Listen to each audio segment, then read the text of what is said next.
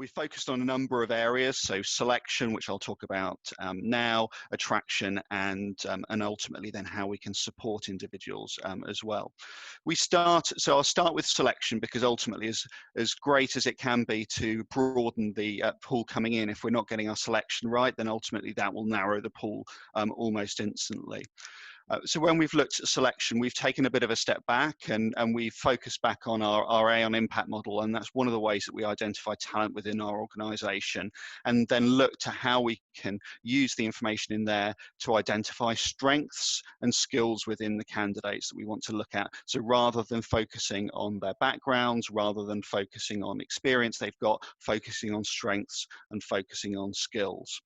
And we've taken that then into our selection process, but we've also challenged ourselves with every time we ask candidates to give us information, or we use information to make a decision, we challenge ourselves around what some of the unintended consequences of using that information, what could be some of the unconscious bias wrapped up in that. So when I look back at what our previous selection process would have involved, so we looked at motivation for the role, but we looked at academic attainment, and we would differentiate perhaps on universities, and those who have performed more highly in academia would be credited more benefit through our selection process.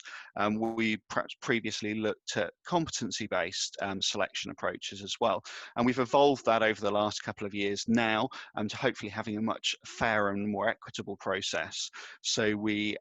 now ensure that we look at kind of eligibility for the role, motivation for the role, but we don't look back at attainment. We don't give additional credit for achieving higher A-level grades or achieving high levels of perhaps first-class degrees, for example, at university. We focus then on using online assessments and partnering with our assessment solution business to develop those,